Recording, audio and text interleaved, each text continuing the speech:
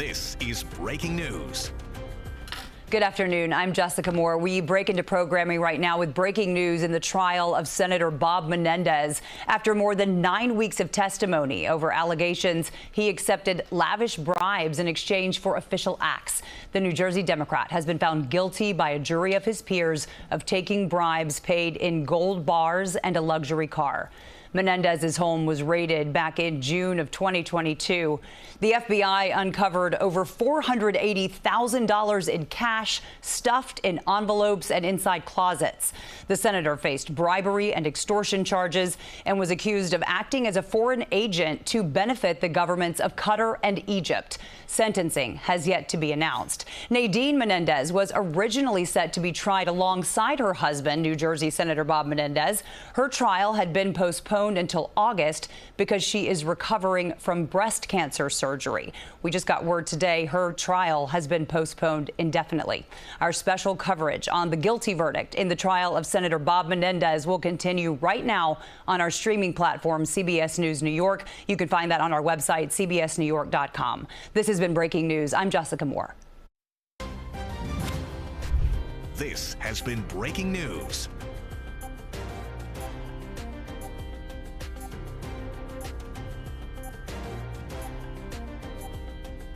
Good afternoon. I'm Jessica Moore. We continue to follow breaking news in the trial of Senator Bob Menendez. After more than 9 weeks of testimony over allegations he accepted lavish bribes in exchange for official acts, the New Jersey Democrat has been found guilty by a jury of his peers of taking bribes paid in gold bars and in the form of a luxury car. FBI agents raided the Menendez home in June of 2022, uncovering over $480,000 in cash stuffed in envelopes and hidden inside closets. Menendez faced some of the most serious acts ever brought against a sitting senator, serious charges rather, including bribery and extortion, as well as acting as a foreign agent to benefit the governments of Qatar and Egypt. This is a live look now at the courthouse. We have team coverage set up for you this afternoon. We are expecting to hear from major players in this case. We will bring you those updates live on the air as soon as they are available. Joining us now, CBS News reporter Alice Gaynor, CBS News New York. She covers courts and crimes for us. Alice, what's it like outside the courthouse right now? This verdict just came down within the last couple of minutes. Well, Jessica, we thought something might be up because the jury took their lunch early today, about an hour earlier. So that indicated to people they might be eating lunch and then they might be delivering their verdict. And in fact, that is what happened. They sent no notes this morning. I know you were just taking a live look behind me. That's the main entrance to the federal courthouse behind me. That is where Senator Bob Menendez comes and goes each day. And typically he does say something to the cameras, to the reporters. He's been saying he puts his faith in the jury and in God, and he hasn't seemed particularly tense or worried in the past couple of days. I'm told by reporters in the courtroom he had no expression when that verdict was read. Guilty on all counts. Jessica, this is a copy of the verdict sheet right here. It's about 4 pages long. We're still awaiting to hear the verdict for his other 2 co-defendants, Fred Davies, a real estate developer in New Jersey, and Wael Hanna. He's also a businessman from New Jersey. Just again, stunning. Guilty on all counts. Robert Menendez, first senator to be charged with a public official acting as a foreign agent. You know, some of those charges: conspiracy to commit bribery, conspiracy to commit honest services wire fraud, bribery actions to benefit Wael Hanna and Egypt. You know, it's interesting. The jury sent a total of about 4 notes since they began deliberations on Friday. Friday, they just wanted a charger for the laptop. Yesterday, the very first note they sent was they asked whether a not guilty verdict on a single count needed to be unanimous. The judge told them, of course, you need to be unanimous on all counts for all 3 defendants. It was hard to tell which defendant they might be talking about and which count. Again, we're waiting to hear the verdict for his other 2 defendants. We know Senator Bob Menendez has been found guilty on all counts by this jury.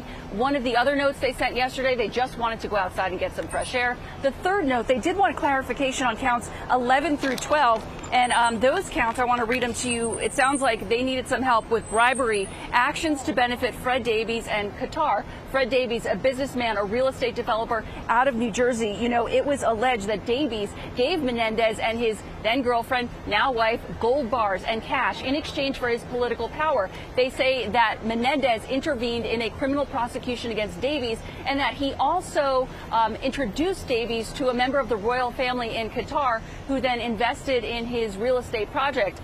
Menendez, his attorney, this whole time has been saying there is no direct link to any alleged bribes. They have nothing. This is just a big story the prosecution made up. Prosecutors were saying, just look at the hundreds of text messages. Look at all of the emails. That is what they were telling the jury. This is a jury of 6 men, 6 women, very diverse. They range in age from about 27 years old to 68 years old. My colleague Lisa Rosner is standing at the side back entrance, hoping to speak with some of the jurors and make some more sense of the notes they sent. You know, they've been deliberating. They deliberated for a total of roughly 13 hours. Again, that ended today. Before 1 o'clock, they said they had a verdict, they had their lunch, and then they came in and said, yes, we have that verdict. It was read a short time ago. Again, I'm told by reporters in the courtroom that Senator Bob Menendez had no reaction. We know that he stepped down as the chairman of the Senate Foreign Relations Committee. We know that fellow senators asked him to step down. He rebuffed that. He stayed in office, and even if he is sentenced and serving time in prison, he could still serve as senator, but he could also be expelled by other members. So we're waiting to see what happens with that. We know that his attorneys have indicated that should things not go their way, they were intending to appeal. My colleague Christine Sloan has been in the courtroom pretty much every day of this trial, so she's going to come join me as soon as she gets out of the courtroom. She has a wealth of knowledge. She's been covering Senator Menendez for years. He stopped to talk to her a few times outside of the courthouse. Again, behind me, that is the front door. You can see members of the media and press and cameras gathered out there. We're waiting to see if any of the defendants will come outside and will in fact speak. Jessica?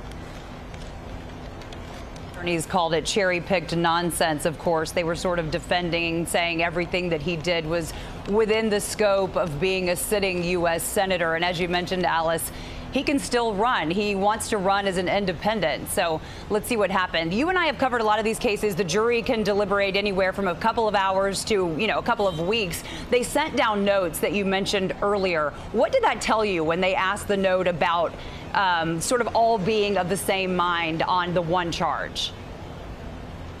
Yeah, it's interesting, that note they sent, that first note that was yesterday morning, came in just after 11 a.m. It asked whether a not guilty verdict on a single count needed to be unanimous. Now, of course, again, there's 3 defendants in this case. We didn't know which count they were talking about, nor did we know which defendant they were referring to. Okay. This is a 4-page verdict sheet. There are 18 counts total. Senator Menendez charged with 16 of those counts. So it appeared they were stuck at least on one count. Maybe one person had doubt, maybe more than one person. But again, I'm still waiting to find out what the verdict was, in fact, for Wael Hannah and Fred Davies. Maybe that will shed some more light on that note. Jessica? All right, Alice Gaynor, thank you.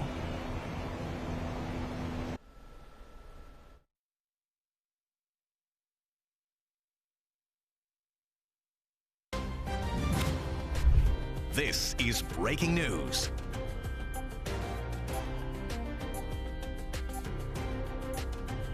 Good afternoon. I'm Jessica Moore. We are back with more in the breaking news. The trial of Senator Bob Menendez after more than 9 weeks of testimony. He has just been found guilty by a jury of his peers on charges that he accepted lavish bribes in exchange for official acts. This is a major verdict, unprecedented for a sitting senator. Menendez's home was raided back in June of 2022. The FBI uncovering $480,000 in cash stuffed in envelopes and hidden inside closets. The senator faced bribery, extortion charges. He was accused of acting as a foreign agent to benefit the governments of Qatar and Egypt. Sentencing has yet to be announced. Let's get back out to Alice Gaynor. Alice is outside the federal courthouse. Alice, we were just talking on the stream a few minutes ago about sort of the inner workings of this trial. I know that it's a lot to ask you to do this again, but can you walk us through some of the jury questions that they had? Talk to me a little bit about what Bob Menendez's demeanor was when that verdict was handed down, from what you're hearing. Sure, Jessica, and you mentioned sentencing. We just found out it's been scheduled for October 29th. That is per my colleague Lisa Rosner, who is standing at a side back entrance, hoping to speak with some of the jurors once they are released from the federal courthouse. Again, I just want to set the scene behind me. That is the main entrance. You can see all the cameras, all the reporters. We're waiting to see if Senator Bob Menendez exits anytime soon or if his other two defendants exit. They've been speaking to reporters in the morning. They've had pretty positive attitudes. I'm told by reporters in the courtroom when the verdict was read, Senator Bob Menendez had no reaction. So far, the jury deliberated for a total of about 13 hours before this verdict was announced. They got the case late on Friday, deliberated for about 3 hours on Friday. They sent one note asking for a charger for a laptop. The laptop is what they used to view any of the exhibits that were presented in the case. Yesterday, on Monday, the second day of deliberations, the first full day of deliberations, they sent a total of 3 notes. That first note was very interesting, people thought, because they asked whether a not guilty verdict on a single count needed to be unanimous. The judge said, of course, you need to be unanimous on each count and for each defendant, because remember, there are 3 defendants in this case, not just Senator Bob Menendez, but also 2 New Jersey businessmen. We've got Fred Davies, a real estate developer, and Wael Hanna. There's a third businessman involved, Jose Uribe. He pleaded guilty and testified against them at trial. Back to yesterday, the second note the jury sent was requesting some time outside. They just wanted 10 minutes to go out on the terrace on the 8th floor and just breathe some fresh air. The third note sought clarification on counts 11 and 12. Those were bribery counts, and I want to read them to you. It's bribery actions to benefit Fred Davies and Qatar. So basically, it was alleged, and now he's been found guilty, that Davies gave Menendez, his then-girlfriend, now wife, gold bars, cash, in exchange for Menendez's political power. They say that Menendez intervened in a criminal prosecution against Davies, and that he also introduced Davies to a member of the royal family in Qatar, and that person then invested in Davies' real estate project. So again, jury deliberations about 13 hours before they reached that verdict. It was read a short time ago. Still waiting to find out what the verdict was for the other 2 defendants, but Senator Robert Menendez guilty on all counts. Jessica? Compare, in your opinion, Alice, to the trials that you and I have covered with the former president, Donald Trump. I mean, not the same level of political notoriety, but this is a senator who's had that seat since 2006. I can imagine there's some kind of there's a lot of people down there, a lot of interest in this case. Yes, compared to the former president on trial, not as crowded. The courtroom, not as crowded. I was able to go in and out and get a seat. I didn't have to go to an overflow room. I want to talk about the jury makeup for a moment, if I can. 6 men, 6 women, ranging in age from 27 to 68 years old. Very diverse.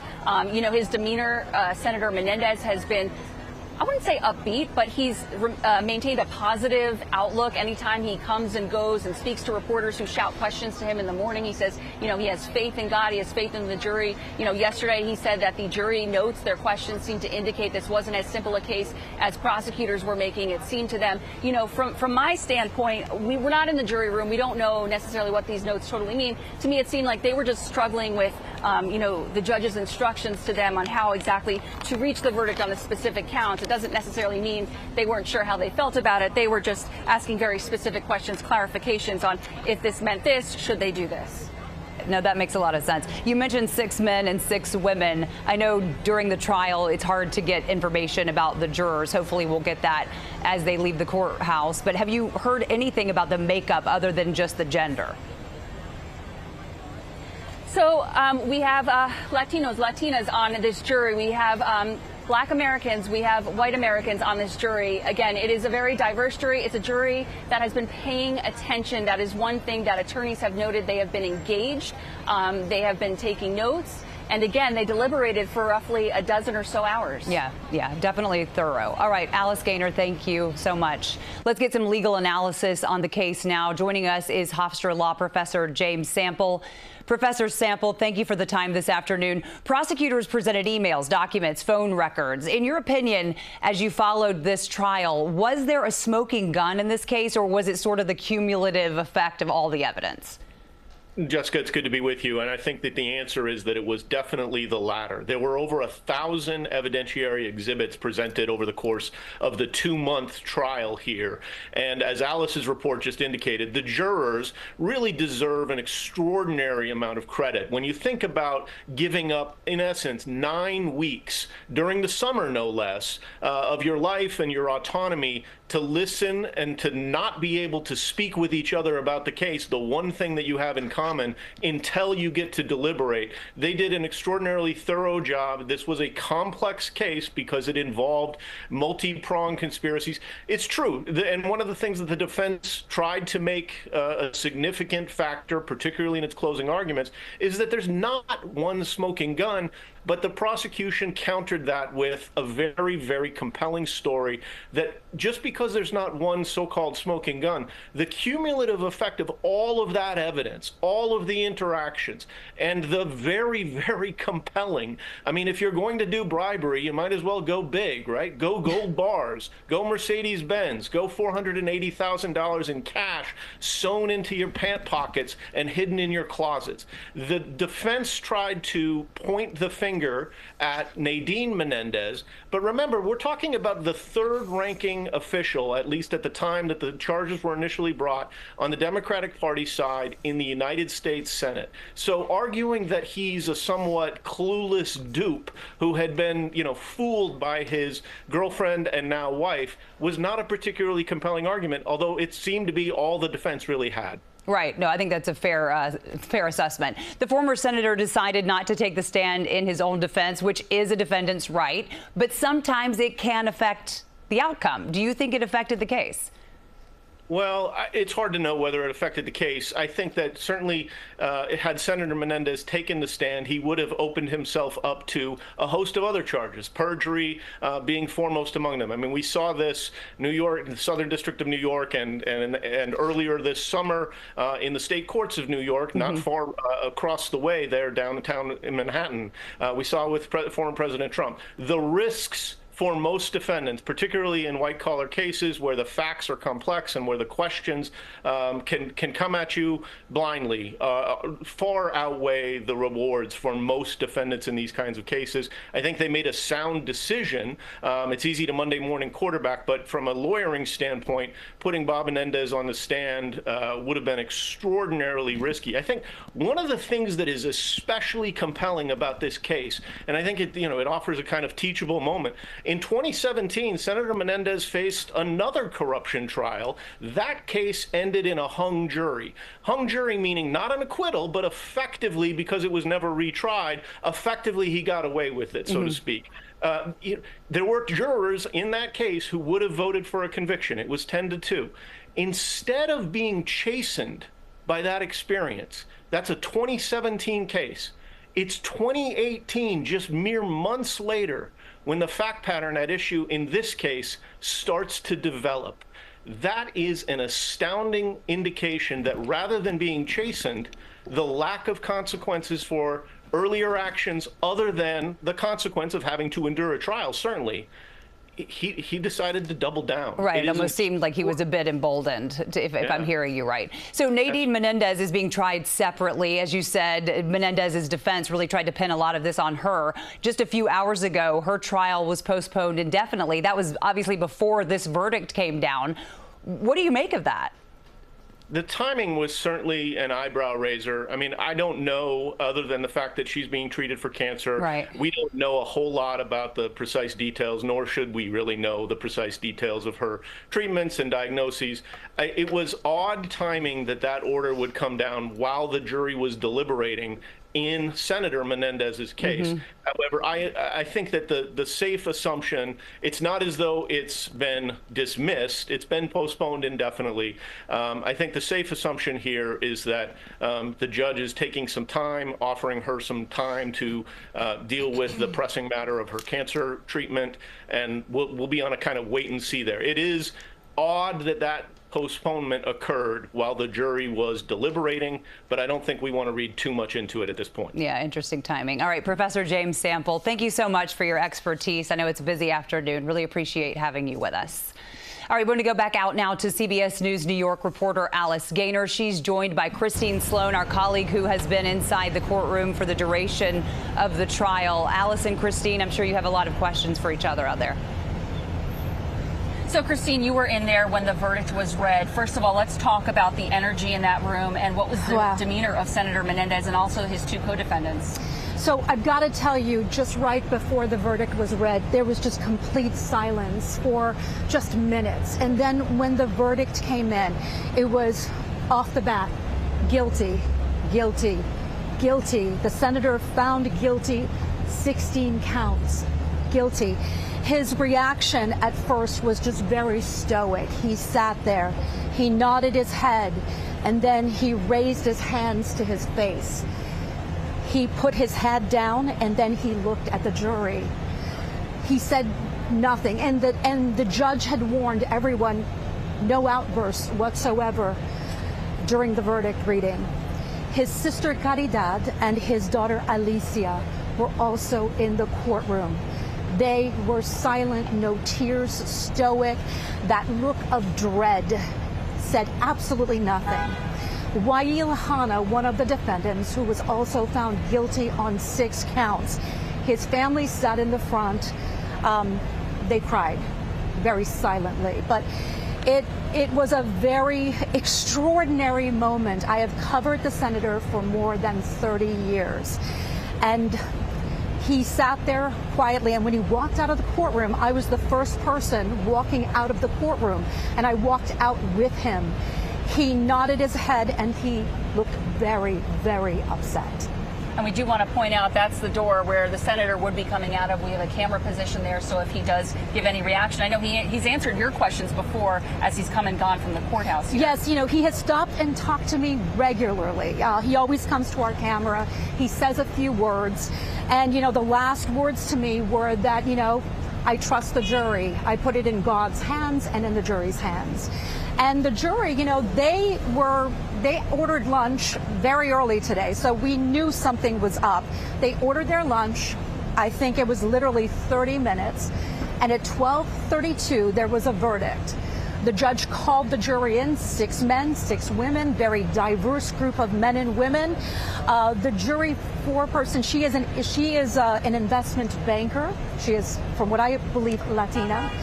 And she read it. You know, she read the verdict. It was guilty, guilty, guilty. And, you know, they had asked questions during the deliberations that led some people to believe that perhaps they were leaning toward a not guilty verdict. But when the guilty verdict started coming in, I think everybody knew, because if the senator was found guilty on count 1, count 2, then he had to be found guilty on the rest of them as well.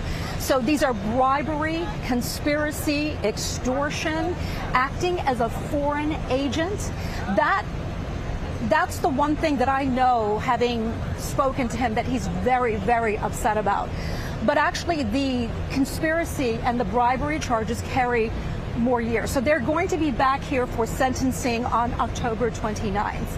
And what do we know about an appeal? Are they planning to file an appeal? Yes. So during the trial and during after the summations, and when the jury was asking questions, number of the defense has said they will appeal, and they have until the middle of August to file certain motions.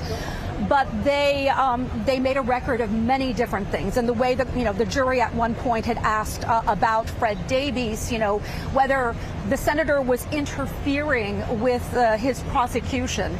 And there was a slight question about the wording, and the defense was adamant. It took 1 hour to respond to that question. So they made a record of that. So they are going to appeal this. Now let's talk about Senator Menendez stepped down as chairman of the Senate Foreign Relations Committee. He did not step down as senator despite repeated calls to do so, and now some of those calls once again coming in. What do you expect to happen now that he has been found guilty on all counts? Do you see him stepping aside and resigning? I don't see that happening right now. I think we're going to have to wait a couple of days to see what happens. He did stay in this race running as an independent. From what I understand, he has spent about $2 million of the campaign chest, the war chest that he's got. So it's uncertain what he's going to do. Well, unfortunately, he's going to have to step down at some point. But if they appeal, I'm not sure where that process will go. It sounds like he could be expelled, but even if he's behind bars, he technically could actually still. And we know he filed to run for re-election as an independent. Let's talk about the case itself and what the jury saw in that courtroom. I know that lawyers were saying they were engaged, they were applauding them for this because, again, it is summer. People have vacations and plans and work, and they set that aside. This marks the 10th week, I believe, right? Well, we're nearly 2 months. So it started May 13th. So we've been 2 months into this. The jury was tired. They were ready to go. And, you know, we thought that verdict was going to come in on Monday after a full day of deliberations. I think they were ready to go. And I think that indication of that early lunch to us was an indication that they were ready with a verdict, and it came very quickly. What's some of the evidence that the jurors saw during this trial? Because, of course, defense attorneys were saying there is nothing directly linking the senator to these bribes. So what is it that jurors saw? We know prosecutors said there was a trail of hundreds of emails and text messages. So if you could explain just some of the exhibits. So, you know, what I want to tell you is the defense in its summation. The one thing that really stood out was there was no email, no text message, no audio. They said linking the senator to actually, you know, extorting this money. Yeah, there was no quid pro quo. But what they did see was a lot of gold bars and a lot of cash stuffed in envelopes. And I think from the questions that were being asked, Fred Davies, the defendant who was also, he was found guilty. Yes, he was found guilty on 7 of the counts, all counts. His fingerprints were on an envelope that was in the senator's jacket in the basement. Now, the senator's defense had said that all of the cash was found in his wife Nadine's locked closet that he had no key to. But the prosecution said, hey, wait a minute. Nadine Menendez's fingerprints were not on any of those envelopes. They were all Fred Davies' fingerprints, including the envelope that was in the senator's jacket in the basement. So that to me really stood out. They had questions about Fred Davies, and the fingerprints were one thing. And there were, most of those text messages were between Nadine Menendez and Wael Hanna, the other businessman who had a monopoly. Yes, born in Egypt. He had a monopoly on a halal business with the government of Egypt. The text messages mostly between the two of them. However, there were some significant text messages from the senator to Nadine, who passed those on to Wael Hanna, who passed them on to the government of Egypt. So the senator had sent some information on embassy personnel in Egypt, and much of them Egyptians. Nadine had gotten that text message, forwarded it to Wael Hanna, and then Hanna sent it to the government officials in Egypt. And Christine, in terms of some of that cash that was found, defense attorneys, correct me if I'm wrong, they were also trying to explain it away as, well, it was born out of habit because Senator Menendez watched as his parents fled Cuba, and that's what they did. They hid cash like that. Yeah, so the one line that the defense said was, you know, this started in Cuba. The senator's habit of hoarding cash started because his family fled Cuba before he was born. And they fled Cuba with just money they had in a grandfather clock. They said that the senator had spent all of his career saving money, withdrawing $400 to $403 a week from his savings account and just basically hoarding it away. But the prosecution said that the majority of the money that was found, the serial numbers on the cash, made them, you know, they were not from 1996 or from 2008. They were more recent serial numbers. So, Christine, I want to stop you just for a moment because I believe we're awaiting a press conference. We're going to send it back to Jessica Moore in studio. All right. Thanks, Alice. Yeah, we are waiting for the U.S. Attorney for the Southern District of New York, Damian Williams. Here he is now. Let's listen in. Moments ago, a jury in this courthouse convicted Senator Robert Menendez of corruption and national security offenses. This case has always been about shocking levels of corruption. Hundreds of thousands of dollars in bribes in the form of cash, gold bars, or Mercedes-Benz. This wasn't politics as usual. This was politics for profit. And now that a jury has convicted Bob Menendez, his years of selling his office to the highest bidder have finally come to an end. I want to thank the career prosecutors and law enforcement agents and analysts who meticulously investigated and prosecuted this case. Their work is the reason why this shocking corruption has finally been unearthed and brought to an end. They are the best of the best. I'm enormously proud of them and proud to serve with them. Thank you. Will you seek the maximum sentence, sir? Good afternoon. I'm Christy Curtis. I'm the Acting Assistant Director of the FBI's New York Field Office. Today is a day of victory and a victory for justice. Public corruption investigations like this hold our leaders accountable and ensure they serve the public's interest and not their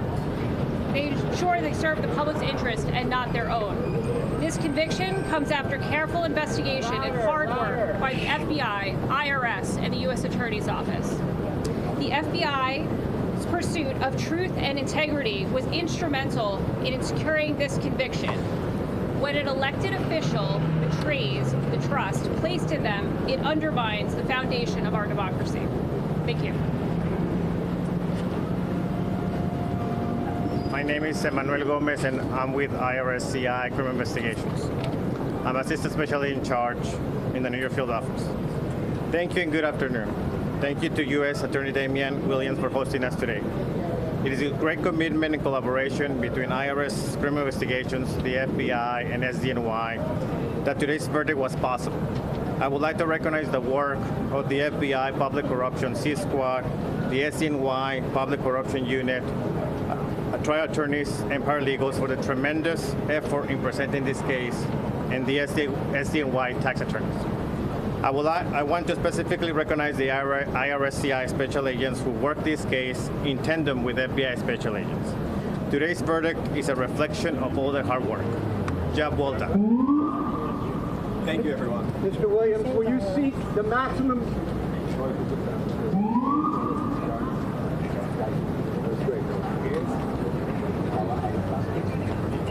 And there you have it, the U.S. Attorney for the Southern District of New York, Damian Williams, just announcing 16 federal charges for Senator Bob Menendez, found guilty by a jury of his peers on all 16 charges. Thank you to our broadcast audience for joining us for this breaking news. Stay with us on our streaming channel, CBS News New York, for continuing coverage and for the latest updates. We'll bring those to you tonight on CBS 2 News at 5 and 6.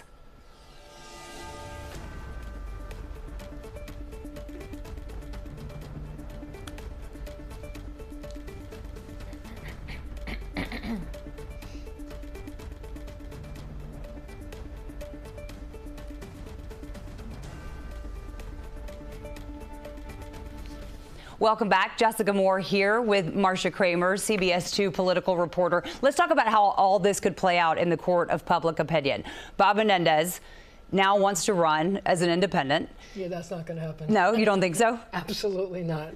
Talk to me. Explain. I mean, you're the expert. Here's the bottom line. He declined to run for re-election. Andy Kim is now the Democratic nominee. Right. He's a beloved person in New Jersey. Having been convicted of this case and dodging a bullet 6 years or 7 years ago on another case that's very similar to this case, it's unlikely that he would have the political clout to run as an independent. But also, you have to ask another question, Jessica. What effect is this also going to have on his son, Bob Menendez Jr., who's also running for re-election this year as a congressman, and whether he's going to be tainted by the same brush? You know, the other thing that you have to point out here is that Democrats sort of left the Menendez ship a while ago. It was brought home to me a few weeks, like last week, when there was a big press conference having to do with Gateway, which was something that Menendez had, you covered the story. Right. Menendez had championed for years and years and years. And now it's finally happening, and he's... And he wasn't even mentioned. Right. It wasn't like, thank you to Bob Menendez. And there were like 1 million people that testified, that spoke. You saw it. And everybody thanked everybody in the history of life, but Menendez's name was not mentioned until his son, Bob Menendez Jr., was mentioned as being in the audience. So it's clear that the Democrats have left him, and that you know, they're moving right along. Well, Senator Chuck Schumer in the last few minutes has called for him to step down. Andy Kim, as you said, Governor Murphy now also calling for him to step down. It really does seem like all New Jersey and New York leadership has sort of said enough's enough. It's time for you to just step down. Do you think he's going to do it? I don't know whether he's going to do it, but I think that Chuck Schumer is going to put a lot of pressure on him to step down. And I also think it's going to be interesting to see if he does step down, who Governor Murphy appoints to fill out the unexpired term, and we have like 4 or 5 months to go. So Menendez, we talked about, this is not the first time he's been in hot water. Obviously, even if, let's say, he says, I'm a fighter, I'm not going to, you know, kowtow to Washington politics. I'm not going to step down. I'm here for the people of New Jersey. The people of New Jersey have been watching this play out as well. I mean, that's going to affect the voters, right? You know, it's going to affect the voters, but, you know, there are so many similarities between this case and his previous case. He was charged with taking $1 million in bribes from Solomon Melgen to try to change some Medicare policies and also to get visas for his girlfriends. So it's the same sort of thing. I think that now he got the benefit of the doubt the first time. He's not going to get the benefit of the doubt this time from New Jersey voters who are tired of corruption and tired of corruption in their state. You heard a reporter yell out to Damian Williams, are you going to seek the maximum sentence? Well, you know, at this point, he's 70 years old. Right. So how many years can they give him? I mean, you know, there's you know, a maximum sentence could put him in jail for like 20 years. Usually it's just one charge is what happens. But the thing is this, he's been convicted. He's never going to be able to run for elected office again. He's certainly not going to be the independent candidate. And I would ask the question about whether or not whatever happened here will also affect his wife. Because remember, he tried to throw her in under the bus, essentially. Under the bus. Yeah. And the question is, do they ever try her now that he has been convicted? I mean, maybe the fact that she has breast cancer, that she's under treatment, maybe they'll just try to dismiss the case against her because they've convicted him. They've sort of found the fall guy. He's this the is target. The person. This is the target. He was the target, right? Whatever. And I mean, I don't think he'll ever be able to run for elected office again anywhere, New Jersey or any place else. Yeah, I tend to agree with you. I did want to ask you, because I asked Professor Sample about this, the fact that they postponed Nadine's trial indefinitely just a few hours before the verdict came down was interesting. It wasn't like they did it contingent on this verdict, but maybe now that he has been found guilty, she's sort of off the hook? I mean, is that where your political mind goes? I mean, it may be that they just say, look, she's got breast cancer. Right. And, you know, we don't know how she's doing. We don't know what the treatment is.